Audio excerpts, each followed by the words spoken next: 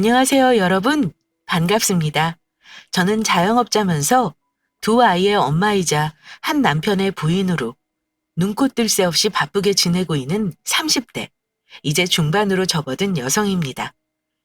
오늘 제 사연을 말씀드리기 이전에 한 가지 여러분께 던지고 싶은 질문이 있어요. 여러분은 학벌이, 아니 정확히는 대학교 졸업장이 인생을 사는데 얼마나 많은 영향을 미치고 인생을 좌지우지한다고 생각하시나요? 어떤 분들은 그래도 대학은 나와야지 사람 구실한다고 생각하시는 분도 계실 거고, 어떤 분은 학벌이 뭐가 중요해? 자기가 잘할 수 있는 일 찾아서 하면 되는 거지라고 생각하시는 분도 계실 텐데요. 제 의견을 말씀드리자면 전 확신의 후자입니다. 저 또한 가감없이 대학을 포기한 사람으로서 결과적으로 지금은 성공한 자영업자가 되어 꽤 많은 수익을 벌어들이고 있으니까요. 사실은 얼마 전 이 일에 대해 또 고민하게 된 계기가 있었어요. 그건 바로 저희 둘째의 진로 상담 때문이었어요. 엄마, 여기 잠깐만 앉아봐. 이제 막 초등학교 3학년이 된 둘째 아이가 저를 불러 앉히더군요. 그 귀여운 얼굴이 사뭇 진지했어요. 왜 그래? 무슨 일인데? 바쁜 와중이었지만 아이의 진지한 표정을 그냥 지나칠 수 없어 저는 자리에 앉으며 물었죠. 나 대학 안 가려고 하는데 엄마 생각은 어때? 딸에게서는 의외의 질문이 돌아왔어요. 저는 순간 당황했지만 한 번도 상상하지 못했던 일이 아닌지라 다시 되물었습니다. 대학에 안 가면 뭘 하고 싶은데? 그러자 딸이 단호하게 대답하더군요. 사업. 사업? 응, 난 돈 벌고 싶어. 당장 사업을 할 순 없겠지만 대학 다닐 시간에 돈을 벌어서 종잣돈을 마련하고 사업이든 장사든 한번 해보려고. 엄마처럼. 이 어린 나이에 이런 생각을 하다니. 저는 역시 피는 못 속이는구나 싶은 생각에 잠시 웃었습니다. 하지만 마냥 웃을 수만은 없었죠. 왜냐하면 저도 대학을 못 나왔다는 이유로 정말 많은 무시를 당하면서 살았거든요. 그 일이 참 별거 아닌 것 같으면서도 뼈에 사무치고 그러더라고요. 너 서러울 일 많을 텐데 그래도 괜찮겠어? 상관없어. 난 내 인생에 대학 교육이 딱히 필요 없을 것 같아서 오래 고민하다가 엄마한테 상담하는 거야. 엄마는 나보다 먼저 그런 선택을 했고 지금 성공했으니까. 대학 졸업장 없이 살아온 엄마의 삶은 어땠는지 괜찮았는지 알고 싶어서. 내 삶? 저는 곰곰이 생각했어요. 난 대학 졸업장이 없어도 잘 살아왔던가. 나는 정말 대학 진학을 포기한 것을 후회하진 않았었나. 순간 제 인생이 주마등처럼 지나가더군요. 그러니까 저는 어릴 때부터 남달랐어요. 예쁜 외모를 가진 것도 그렇다고 빼어난 두뇌를 가져 공부를 잘했던 것도 아니었지만 돈 냄새, 이걸 기가 막히게 잘 맞는 애였습니다.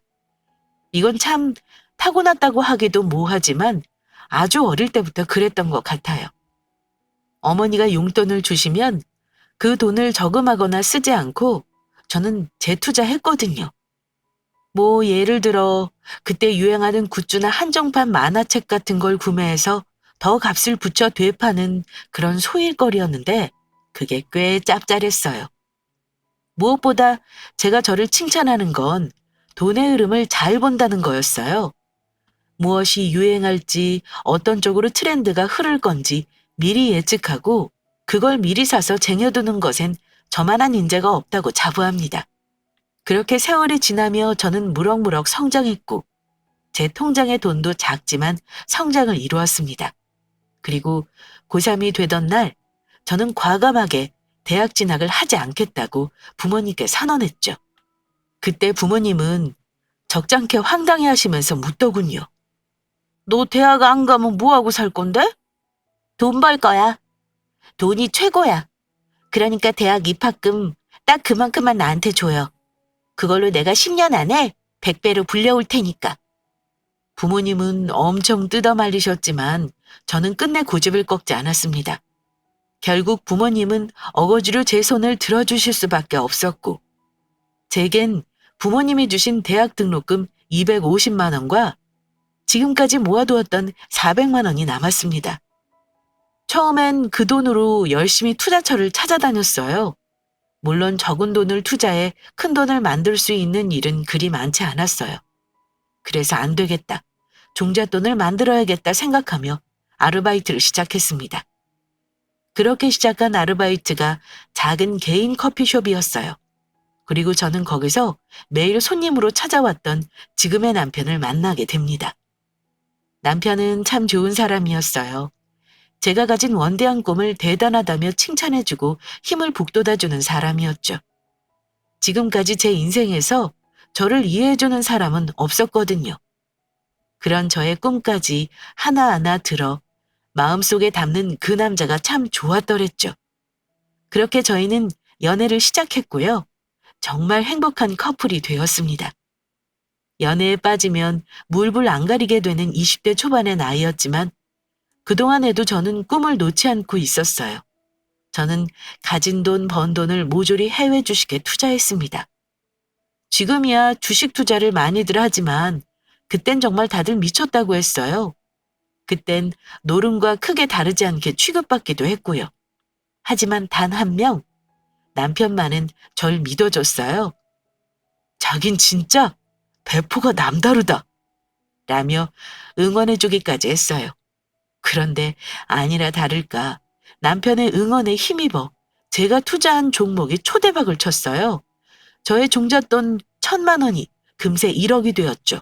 그리고 저는 어느 정도 이익을 본 후 얼마의 돈만 남겨두고 모두 되팔았습니다. 왜냐? 전 주식으로 돈을 벌 생각이 아니었거든요. 그때 전 커피 프랜차이즈 사업을 시작해볼 생각이었어요. 아무래도 비싼 개인 커피숍보다는 조금 가격을 낮춘 커피숍을 차리면 꽤 괜찮을 거라는 생각이 들었거든요. 그래서 커피숍에서 일을 했던 거기도 했고요. 그러던 와중 제게 기쁘면서도 너무 슬픈 소식이 전해졌어요. 임신 8주째시네요. 축하드립니다. 월경을 거르고 몸이 좋지 않길래 아무 생각 없이 찾았던 산부인과에선 기쁘지만은 않은 소식을 들어야 했어요. 아이가 생겼다니. 아직은 어리고 하고 싶은 것도 많은데 아이가 생기면 여기서 몇 년은 주저앉아야 하잖아요. 그런데 참 모정이란 게 우습더라고요. 그런 생각도 잠시 제 뱃속에 사랑하는 남자와의 결실이 들어있다고 생각하니 가슴 한편이 웅장해지고 왠지 모를 야릇하고도 행복한 기분이 들었어요. 저는 그 길로 남편을 만났어요. 그리고 조심스럽게 임신 소식을 전했습니다. 당황할 줄 알았던 남편은 뛸 듯이 기뻐하더군요. 세상에, 미정아! 눈물까지 글썽이며 제 손을 꼭 잡으며 그러더군요. 나 이 아이 꼭 낳고 싶어. 물론 내가 꿈도 많고 하고 싶은 것도 많다는 거 알아. 마음 한편으론 너무 미안해.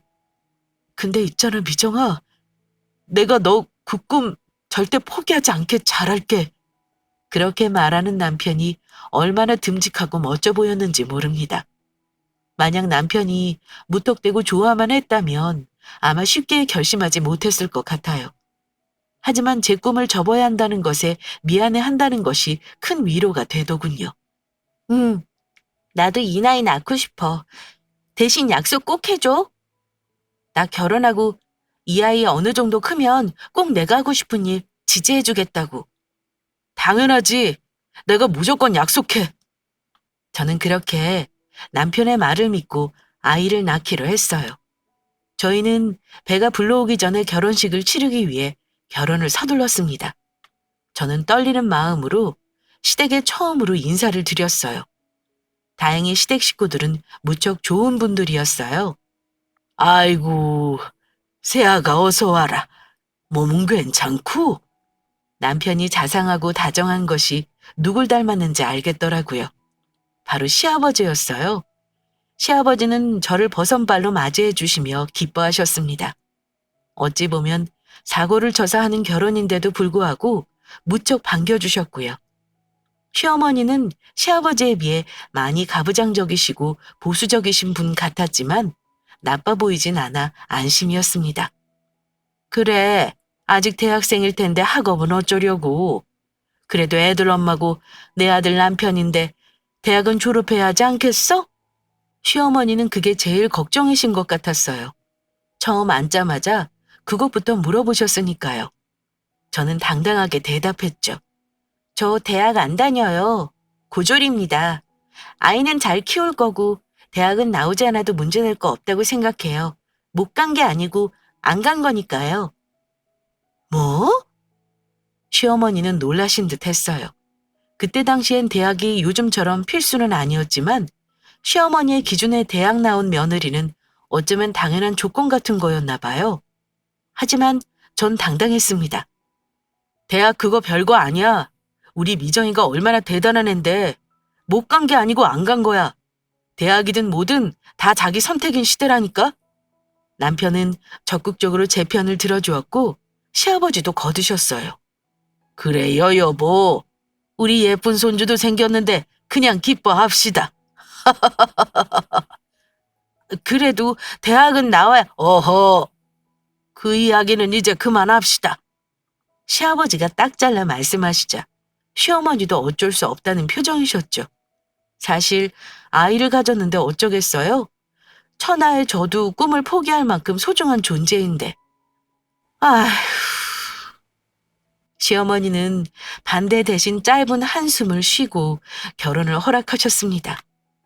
남편에게 나중에 전해 들으니 시어머니가 중졸이시라고 하더라고요. 그것 때문에 혼자 많이 주눅이 들어 사셨다고.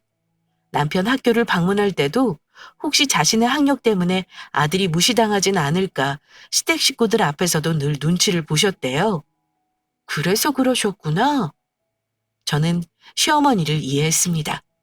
저와 다를 뿐 틀린 건 없다고 생각했으니까요. 그렇게 저희는 결혼했고 첫째 아이를 낳았어요. 아주 잘생긴 사내 아이였죠. 아이를 낳고 산후조리 후 집에 왔을 때 제 산후조리를 도우신 건 시어머니셨어요. 그때 친정어머니가 디스크 수술 때문에 병원에 입원해 계셨거든요. 처음엔 저를 못마땅하게 보시던 시어머니셨지만 정말 저를 살뜰히 챙겨주셨어요. 쉬운 일도 아닌데 친히 오셔서 살뜰히 챙겨주셨죠. 마치 친정엄마처럼요. 퉁퉁 부어 몸도 제대로 못 가누는 제게 미역국에 연한 반찬으로만 골라내오셨어요. 힘겹게 음식을 떠넣는 저를 보시고는 시어머니가 슬쩍 입을 떼셨습니다. 아이 어느 정도 키우고 나면 대학 다시 다녀. 요즘 같은 시대에 대학 안 나오면 절대 아무것도 못한다. 미끈한 미역국이 목구멍에 턱 막히는 기분이더라고요. 시어머니에 대한 감사함이 한순간에 날아가는 한마디였죠. 지금 몸도 제대로 못 푼 며느리 앞에다 두고 또 대학 타령이시더라고요. 자신이 못 배워 서러운 마음은 잘 알겠는데 왜 그걸 저에게 푸시는지 정말 이해가 되지 않았습니다. 제가 밥을 떠넣다 말고 어머니를 멍하니 쳐다봤어요. 그러자 어머니가 설득조로 말씀하시더라고요. 생각해봐. 너 일 욕심 많다면서. 대학 못 나오면 취직하려고 해도 쉽지가 않아요. 게다가 아이 커서 학교라도 들어가 봐. 저 애만 고졸 엄마 2개 할 거야? 대학은 졸업해야지 인간고시란다. 내가 네 대학 등록금 내줄 테니까. 이 정도면 거의 집착이 아닌가 싶더라고요. 시어머니의 마음을 이해 못하는 건 아니었지만 이건 아니지 싶었어요. 저는 목에 걸린 밥알을 꿀꺽 삼키고 어머니께 정중히 말씀드렸어요. 어머니, 제가 대학에 안 간 건 제가 꿈꾸는 미래에 대학이란 곳이 하등 필요하지 않아서예요. 지금도 그 마음은 변함이 없고 우리 애 커서 초등학교 갈 때쯤 저는 다른 애들이 다 부러워할 만큼 멋진 부자 엄마가 되어 있을 거예요. 어머니는 저의 확고한 말에도 내심 못마땅한 표정을 지으시며 그러시더군요.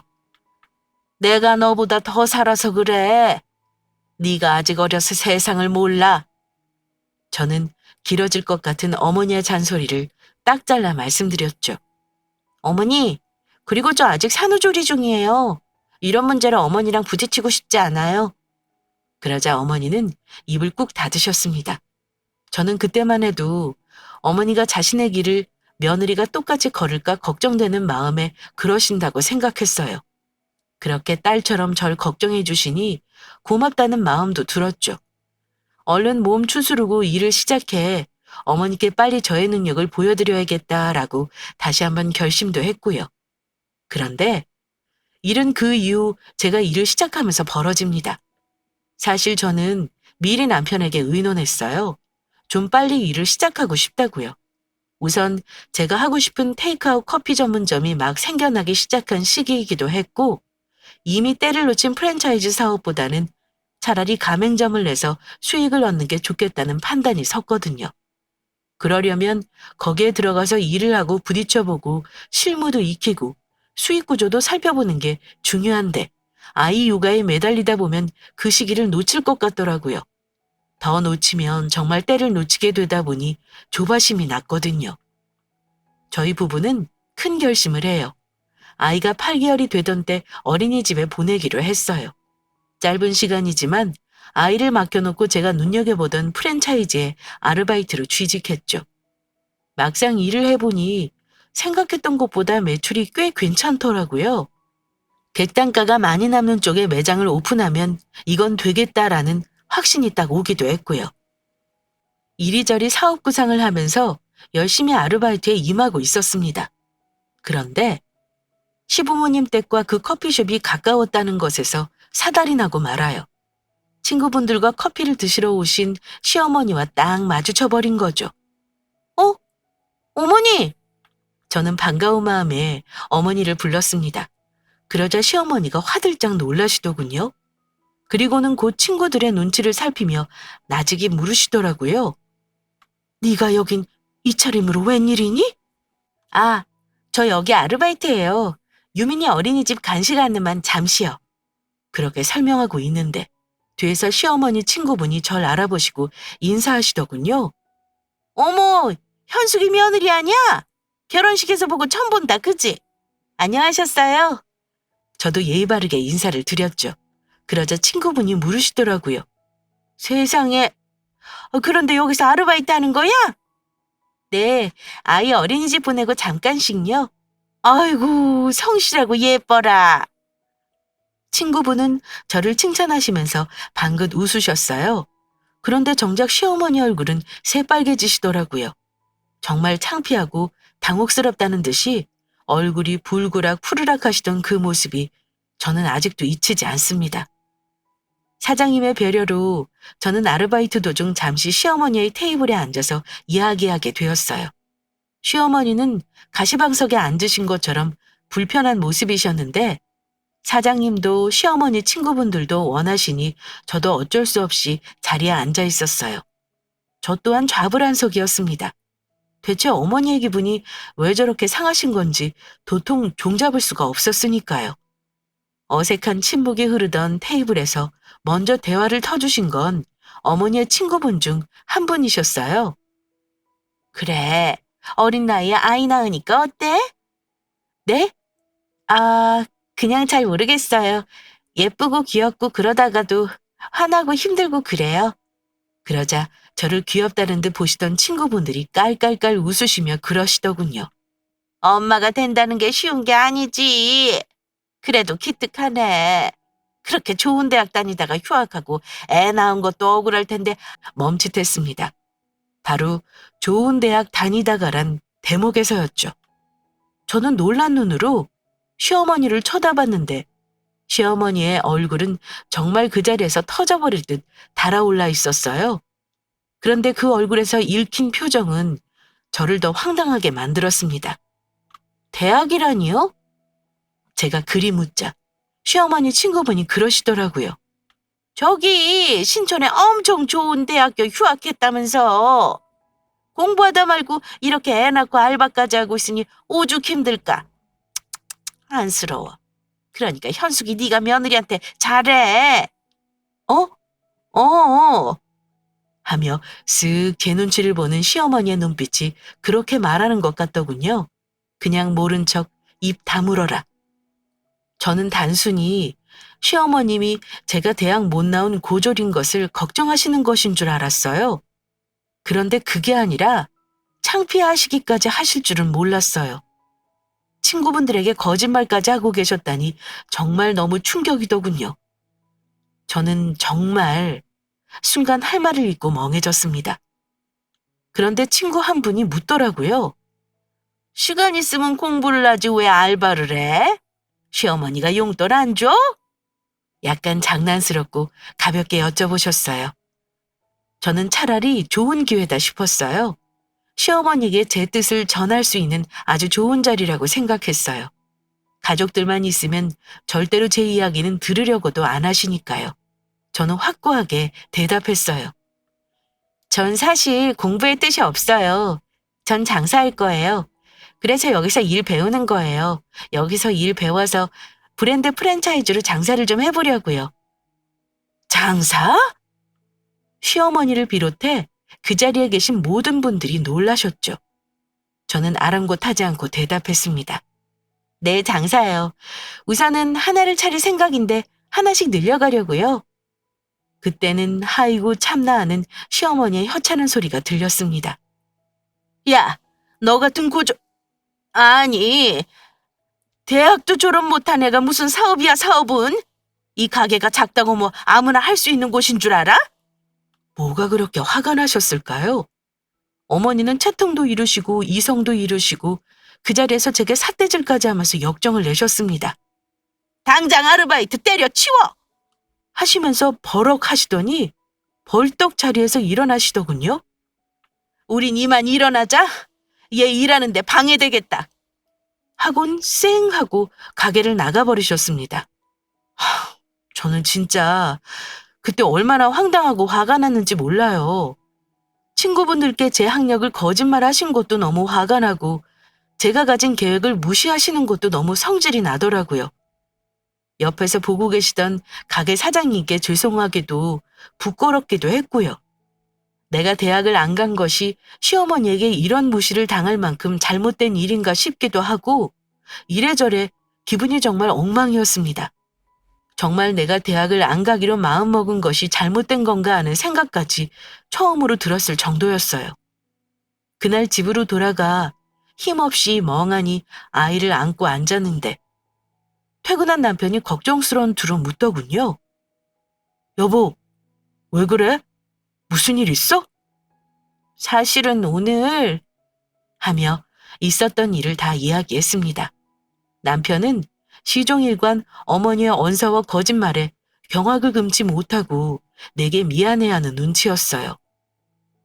오늘은 진짜 좀 그러네. 어머님은 대학 졸업장 없는 내가 창피한 걸까?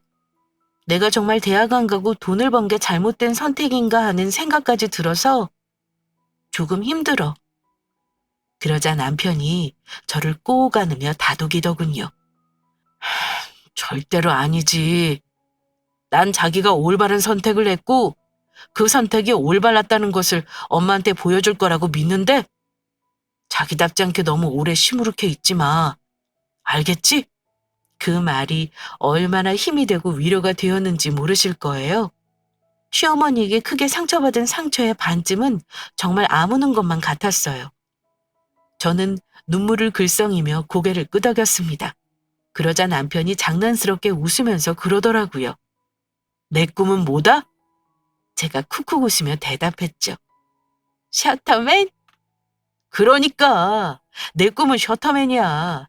자기 가게 100개를 차려봐라. 내가 셔터 다 열고 닫아줄 거다. 그 말에 또 웃어버렸지 뭐예요. 그리고 저는 시어머니의 반대에도 아랑곳하지 않고 계속 아르바이트를 이어가며 실무를 익히고 매출 현황과 상황을 확인했어요. 그 사이에도 시어머니는 저를 몇 번이나 찾아오셨죠. 친구분들에게 거짓말했던 것에 대한 사과는 일절 없으셨고요. 여기 계속 다닐 거냐? 동네 창피해서 못 살겠다. 이럴 거면 방통대라도 다녀라.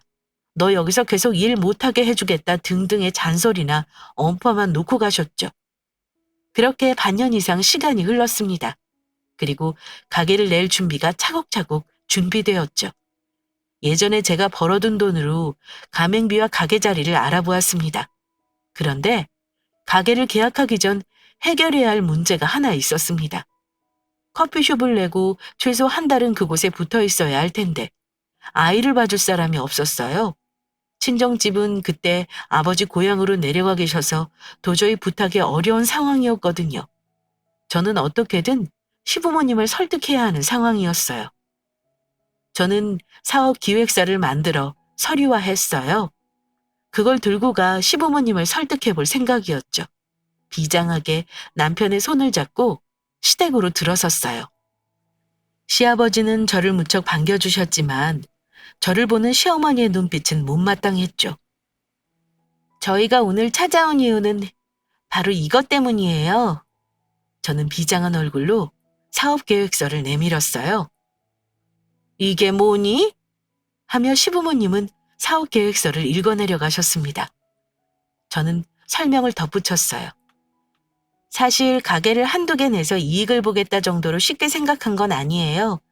처음엔 프랜차이즈 사업을 할까도 생각했었는데 이건 이미 때가 늦은 것 같아서요. 차라리 잘 정리된 프랜차이즈에 지점을 내고 잘 운영해서 돈을 벌 생각이에요. 프랜차이즈? 여기 보니까 커피숍이구나. 세아가 아르바이트 하던 그 커피숍 맞지?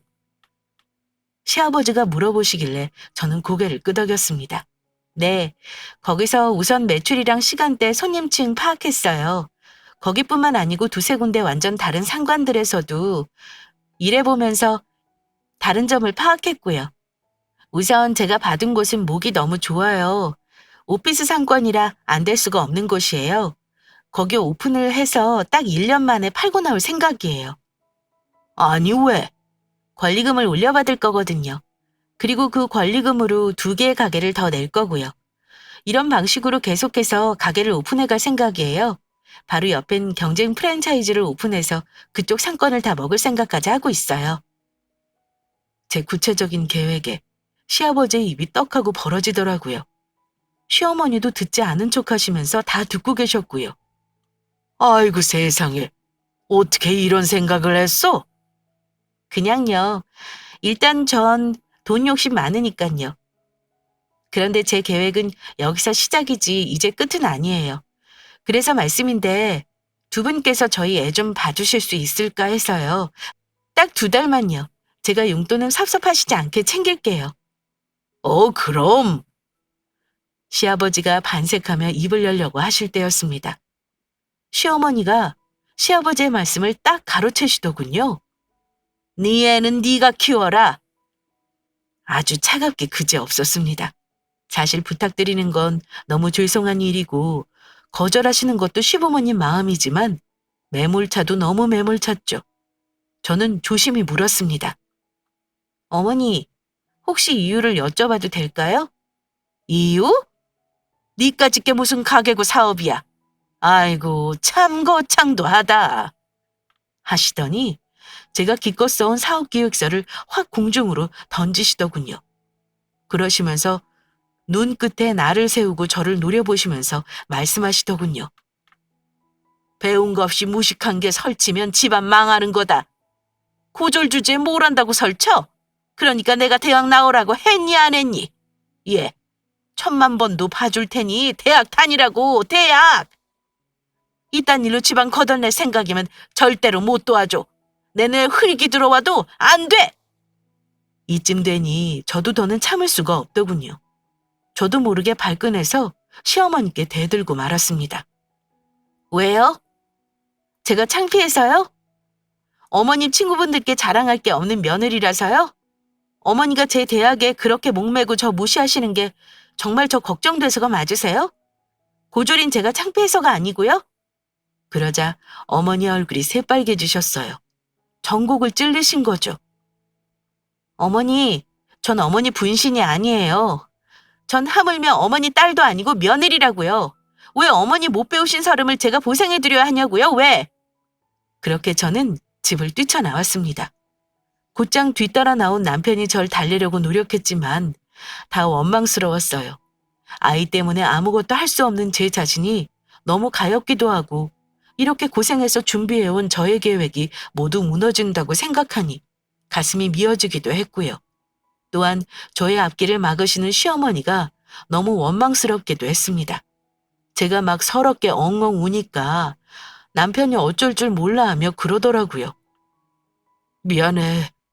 내가 괜히 네 앞길 막고 어머니 저러시는 것도 어떻게 못하고 정말 미안해. 내가 직장 그만두고 애 볼 테니까 자기가 돈 벌어. 어? 아니야. 아직 그건 시기상조야. 어떻게든 나 무조건 이거 할 거야. 부모를 쓰든 베이비시터를 쓰든 어떻게든 할 거야. 오기였습니다. 제 오랜 바람이기도 했지만 이건 정말 오기로라도 해야겠더군요. 그리 결심하고 베이비시터를 구하기 위해 백방으로 수소문하고 다녔죠. 그러던 어느 날 시아버지에게 전화가 걸려왔습니다. 얘야, 잠깐 나 좀 볼까? 네, 아버님. 저는 시아버님을 만나기 위해 나갔어요. 시아버님이 절 부른 장소는 제가 처음 아르바이트를 했던 커피숍이었어요. 아이고, 여기 커피가 아주 맛이 좋다. 디저트도 많고. 우리 며느리가 하면 아주 대박 날 것 같아. 저는 그 말에도 아무런 말도 하지 못했어요. 당장 적당한 베이비시터도 못 구한 상태였으니 언제 시작할 수 있을지 앞이 막막했습니다. 나는 우리 며느리가 너무 자랑스러워. 대학 안 가면 다들 좋지 않은 눈으로 보고 무시하는 요즘 같은 세상에 그런 담대한 결정을 한 네가 참 멋져 보였다. 그러고는 제 손을 당겨와 꼭 잡으시더라고요. 내 시어머니 말은 너무 마음에 담아두지 말아라. 워낙 젊을 때 못 배운 한이 많아서 그래. 내 말대로 딸이라도 있으면 그 딸에게 집착했겠지만 딸도 없으니 내게 자꾸 그러는 모양이다. 자꾸 자기 모습이 보여서 싫은가 봐. 그래도 너무하세요. 제가 볼멘 소리로 말하자 시아버지는 다 아신다는 듯 고개를 끄덕이시더군요. 안다. 다 알아. 그래서 말인데 아가, 우리 손주는 내가 보마. 네? 아버님이요? 저는 놀랄 수밖에 없었어요. 아버님은 아직 직장을 다니고 계셨는데 어떻게 아이를 보겠어요? 그래, 사실 이제 곧 퇴직이야. 한 1년 일찍 퇴직한다고 하면 그만큼 돈도 더 준다더라. 나도 좀 쉬고 싶기도 하고. 네 어머니에게는 말하지 말고 내가 다음 주부터 너희 집으로 출근하마.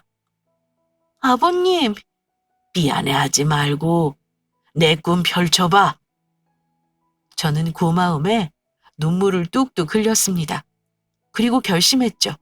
꼭 성공해서 남편과 아버님께 보답하겠다고요.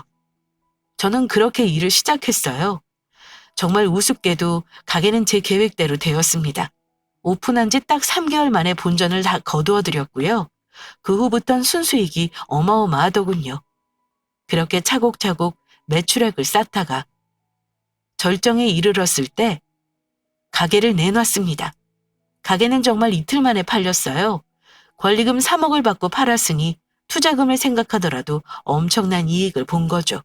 그리고 저는 곧장 새 가게 2군데를 계약했어요. 그렇게 하나하나 늘려가고 정리하면서 저는 돈을 축적했고 그 주변으로 경쟁 프랜차이즈를 오픈하니 그 주변 상권에서 나오는 커피값은 모두 제 차지가 되었죠. 그렇게 저는 목 좋은 곳에 가게를 10군데 이상 가지게 되었어요. 한 달에 억 단위로 벌어들이는 성공한 자영업자가 된 거죠. 정말 쉴 틈 없이 달려온 2년이었어요. 정말 딱 2년 만에 월 고정 수입 2억 이상을 만들자 그제야 마음에 여유가 생겼습니다. 이제 제가 정말 하고 싶었던 것들을 할 차례였어요. 제가 받은 걸 돌려줄 때인 거죠.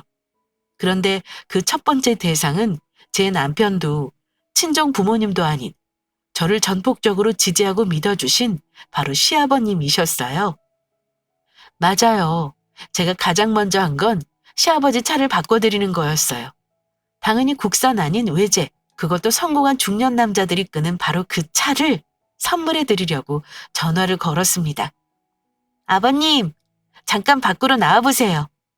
제가 신이 나서 전화를 했고 아파트 앞에 세워진 차를 보신 시아버지는 두 눈이 휘둥그레지셨습니다.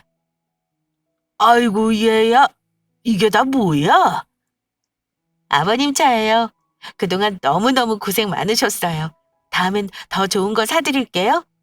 아이고, 얘야, 난 너희만 잘 살면 된다. 이런 좋은 차 필요 없으니 얼른 도로 물러. 극구 사양하며 손사래를 치시는 시아버지의 손을 꼭 잡고 저는 간곡히 말씀드렸어요. 이거 아무것도 아니에요.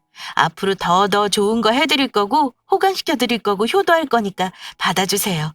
아버님이 저를 위해 마음 써주신 거 너무너무 감사해서 드리는 거예요.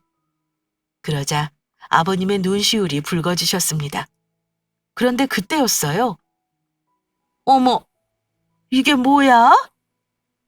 아버님을 뒤따라 나오신 어머님의 목소리였죠. 정말 오랜만에 뵙는 시어머니였어요. 사실 그간 바빴기도 했고 그때 그 앙금이 풀리지 않아 제가 어머님을 많이 피했거든요. 세상에, 이거 1억도 넘는 차 아니야?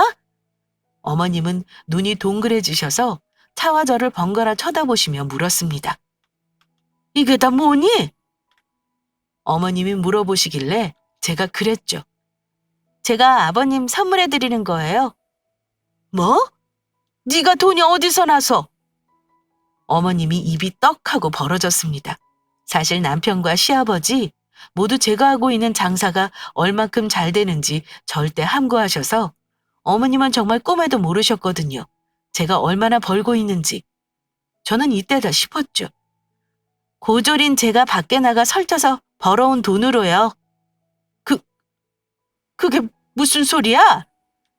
어머님 말씀대로 대학도 못 나온 제가 설친 결과가 이거라고요.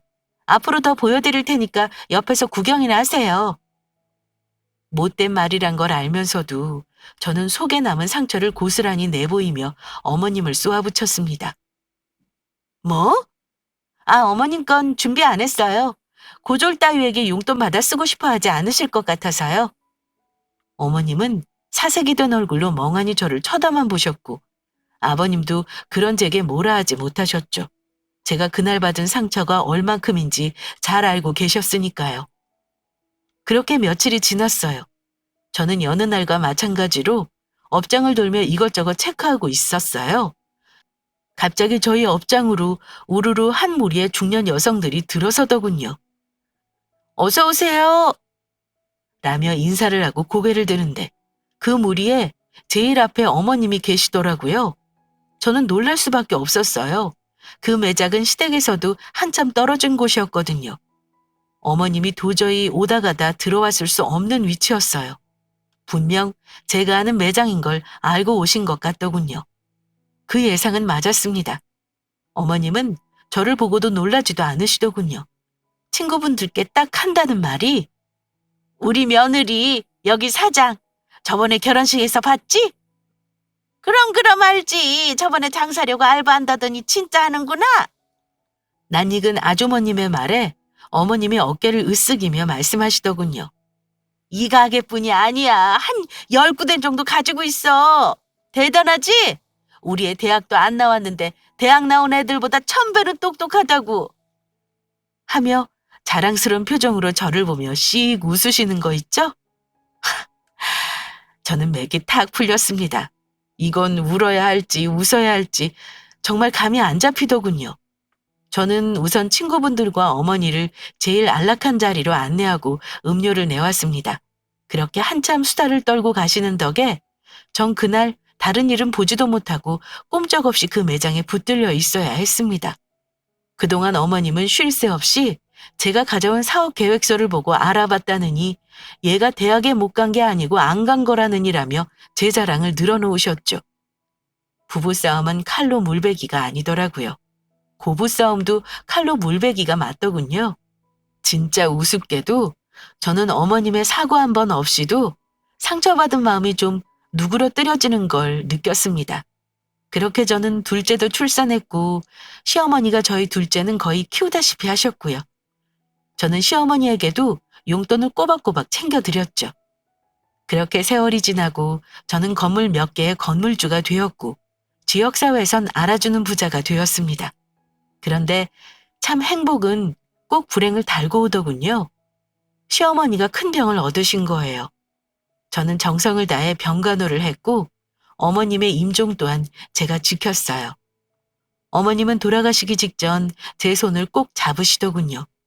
그러고 제게 힘겨운 목소리로 처음으로 사과를 하셨습니다. 애미야, 그땐 이게 고졸이라고 무시하고 너 사업 못하게 했던 거 정말 미안하다. 그러면서 주름진 눈가로 눈물이 뚝 하고 떨어지셨어요. 아니에요, 어머님. 그게 언제적 이야기인데 다 지났잖아요. 심려지 마세요. 그리 말하는데도 어머님은 고개를 가로저으셨어요. 그리고 더듬더듬 자신의 속마음을 털어놓으셨죠. 아니야, 아니야. 내가 정말 잘못했어. 내 학력에 대한 열등감을 내게 풀려고 했어. 난 참 그러고 보니 내가 내 자신을 그렇게 대한 것 같다. 난 학력이 낮아서 못 배워서 아무것도 못해라고 하면서 뭘 도전해 보려고도 안 했어. 그런데 고졸인데도 그렇게 열심히 해서 성공한 널 보니 내가 정말 크게 잘못 생각하고 있었구나. 아차 싶더라. 시엠이 자존심에 미안하다는 사과 한번 못했구나. 그것이 저와 어머니의 마지막 대화가 되었어요. 그렇게 어머님은 편하게 눈을 감으셨죠. 그런데 제 딸이 저와 같은 길을 걷겠다고 합니다. 아직 초등학교 3학년 어린 나이라 또 언제 변덕을 부릴진 모르겠지만 제 딸이라면 굳건히 자신이 원하는 길을 가겠죠? 그렇게 절 무시하고 핍박하시던 시어머니도 인정할 만큼 제 선택은 틀리지 않았다는 걸 증명해낸 저의 딸이니까요. 사실 각자 인생의 지향점은 다르잖아요. 그 지향점을 향해 가는 길에 들러야 하는 것 또한 다르죠. 그것이 대학일 수도 있고 아닐 수도 있다고 생각해요. 그래서 저는 아이에게 오늘 말할 참이에요. 얘가 원하는 미래에 대학이 필요 없다고 판단되면 내 뜻대로 해. 대신 내 선택에 대한 책임도 내가 지는 거야? 엄마는 늘 너의 선택을 응원해 줄게. 라고요. 여러분의 생각은 어떠세요? 여러분의 의견도 궁금하네요. 댓글로 남겨주시면 꼭꼭 챙겨볼게요. 그럼 여러분, 지금까지 제 긴 이야기 들어주셔서 감사합니다.